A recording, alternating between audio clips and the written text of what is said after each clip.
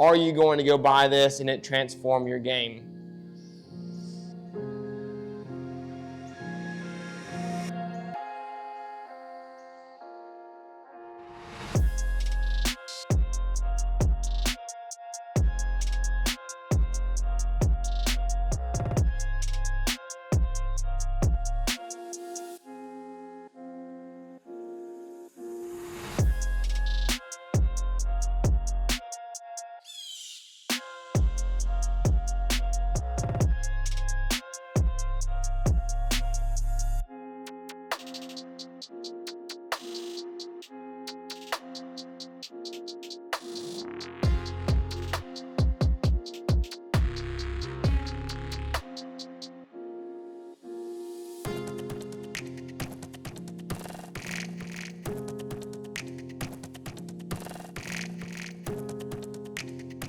Welcome to the inaugural episode of Real Reviews. This is a series just to give an honest opinion on products, no gimmicky thumbnail. I really want to give consumers a chance to look at the product, see me hit it, see results, see numbers on TrackMan, and make a much better choice on if it's something they should invest their money and time into. We're located in Guntersville, Alabama today at the Stephen DeBoer Golf Academy, where I teach. Book a lesson online on thrivesports.com.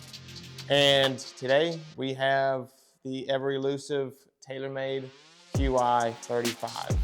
So in this review, we're going to be giving it a score out of 10 in different categories: performance, feel, looks, and we may throw in price too. Let's get going.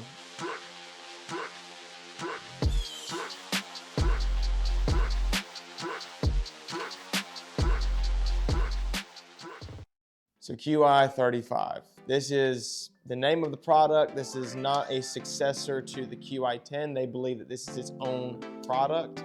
And so here's why we get Qi35. So the 3 stands for the 3 primary pillars, which is form, function, and fit.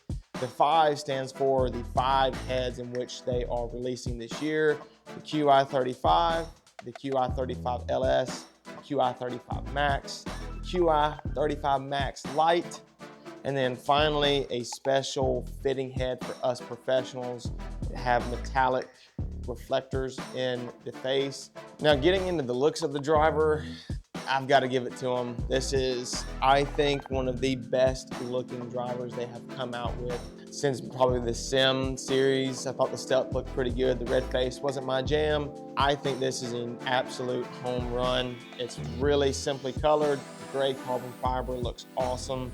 I will say the little green accent looks pretty good. It's not overwhelming. It's just little tidbits all over the face. They got rid of the glossy top line on the driver, which I do not hate at all. I've always appreciated a really simple look. They still have the Taylormade logo on the top of the crown. Speaking of the face, carbon face.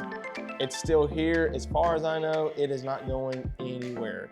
This carbon face is here to stay. They believe in it. And I'll be honest, in the past, the Stealth and the Stealth 2 were not great iterations of this face.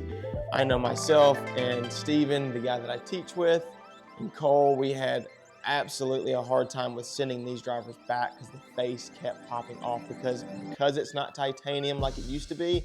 The carbon cannot be welded, so therefore it is going to be prone to popping off because it's adhesive, especially if you live somewhere where it's hot and that epoxy gets heated up and loosened.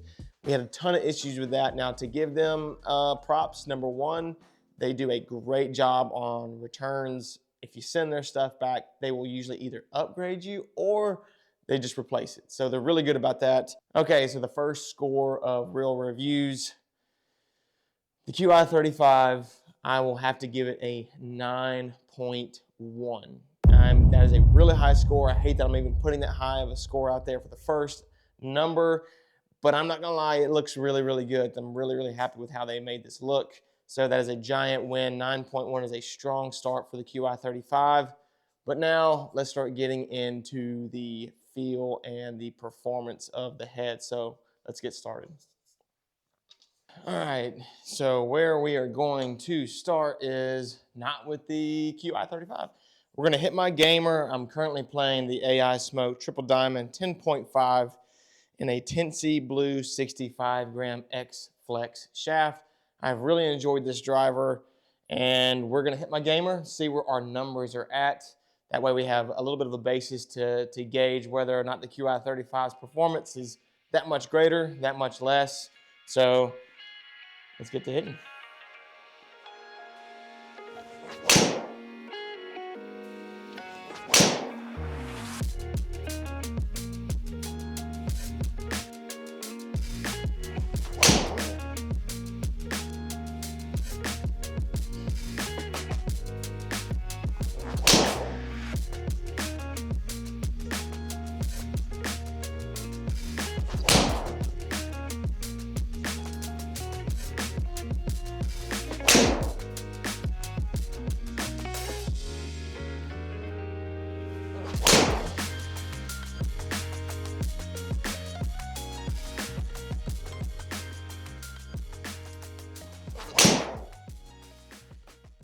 All right, we have finished hitting our gamer.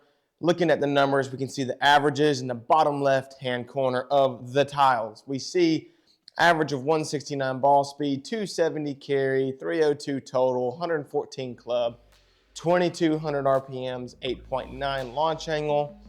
The big thing I will say with the triple diamond head that I've had issues with is it's been really low spinning, and I've had a hard time launching it high and getting it to stay in the air even if I'm hitting it well. We have the Qi35 in hand. This is apparently a big deal. So with the Qi35, they have claimed that this is the highest MOI and the lowest CG projection head they've ever done. What does that mean? What does MOI mean? Moment of inertia, which means, to put it really in layman's terms, the bigger that this number is, the USGA max is 10K. They did that last year with the Qi10, hence the name. I know they're geniuses.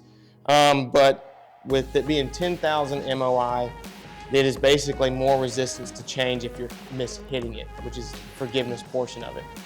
The big deal though is this year is they have a lower CG projection, lower center of gravity. The lower that is in a club head, the higher the launch, and what they call the area of opportunity, meaning if the CG is right here, they claim everything above that is the area of opportunity of hitting it high, launching it higher with gear effect and less spin, therefore giving you a high bomb.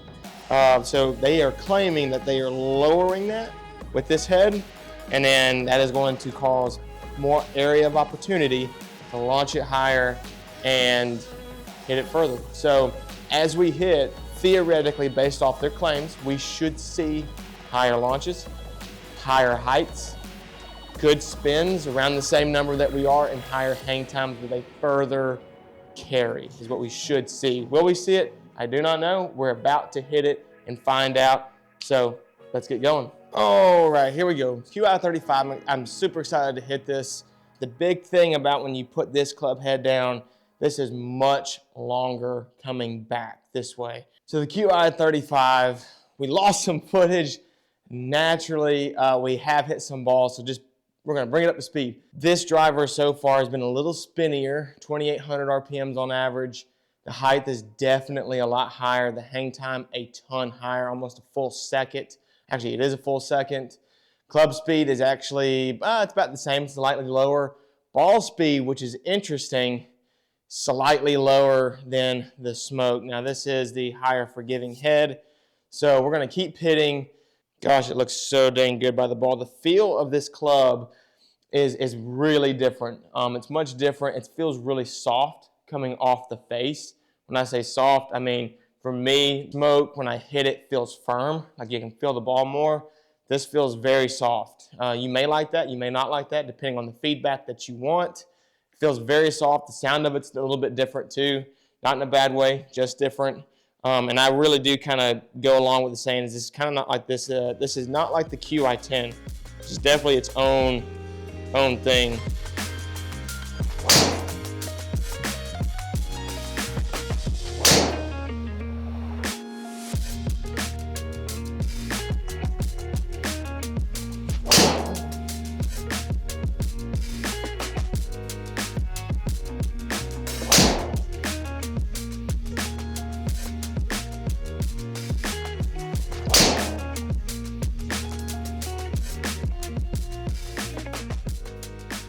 verdict on this one so far, very interesting. Height, definitely higher. Hang time, definitely longer.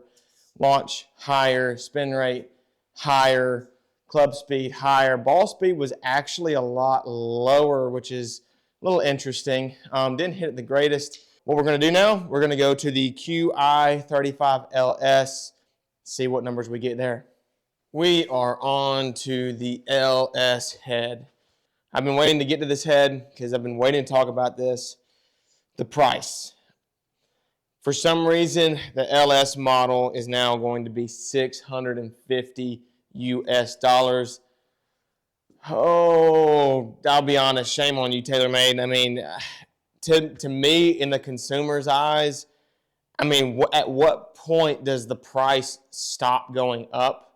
We've gone from, $399, $499, $599. Now we're at $650. I mean, is next year the year we see a $699 driver? I really don't like that. I am not a fan of that. And that's not just Taylormade. That's drivers in general are just going up. That's a market thing. I know we don't have much control over that. But, man, this is disappointing. And I know that there's a lot of people out there that can afford and can do those things. But I'm looking at your average golfer, your guy that's playing on the weekend. So with the price being $650, I better see some good performance out of it in order for me to pull up the wallet and pay $650 for it. So we're going to hit it now and see if she's worth it. So this head profile definitely goes back to smaller. Looks way better to me than the Qi35. That's just a preference. Looks way better down by the ball. The interesting thing about the Qi35 is we got the sliding track, which I think is a huge plus, I did not like the sliding weights. That's more stuff to break, more weight you got to add there, and how much you can move the weight was so minimal. So now we've moved to a triangular weight system. We're now 3 gram weight in the toe, in the heel, and then 13 in the back, and those can interchange. So you could put 13 in the heel, make it more shut face friendly, 13 in the toe, make it more a little open face friendly. So I really do like that. I think that's a really good change. I'm really excited to hit this one and see what our numbers look like. But $650, man, freaking wild, freaking wild.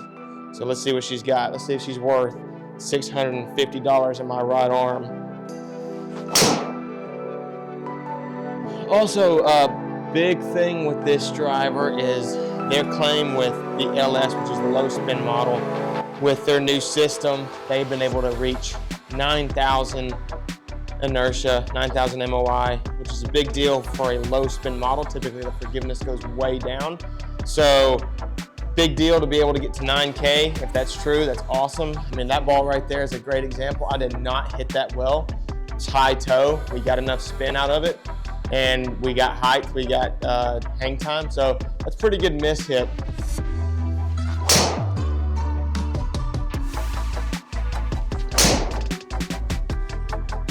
That felt good. That felt good.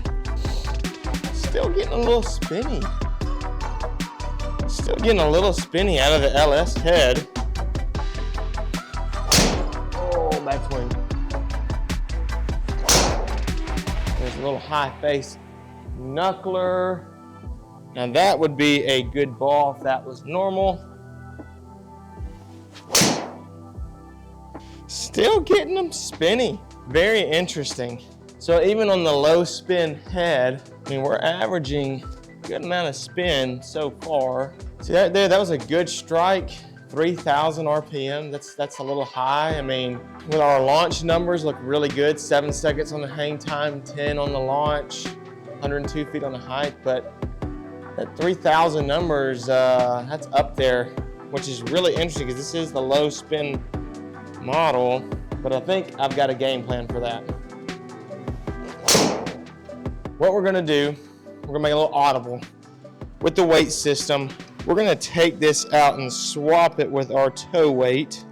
They did mention something about fitting systems with more customizable weights. I don't know if that means we get 5, 7 gram weights to kind of get a little bit more bang out of our buck. So I'm gonna put this on the side of the toe because I do tend to have a little bit of a shut face. We are gonna shove this thing on the toe side.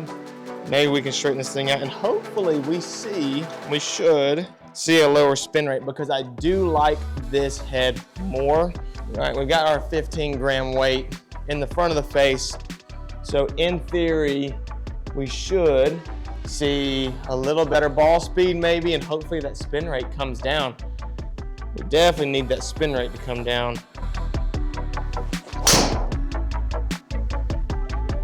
Boom, okay.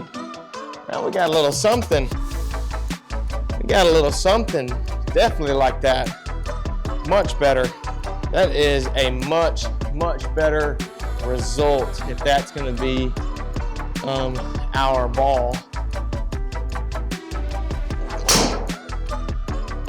26. Yeah, so that's definitely holding that face open for sure. That'll be an interesting one. Is it worth $650?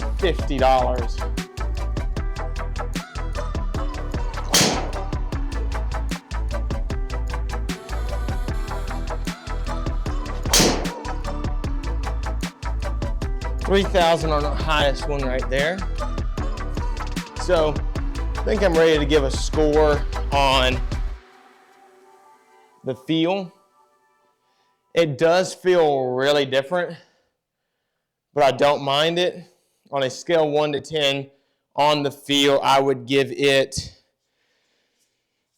we're gonna go with a 7.8 on the feel. It's pretty dang good.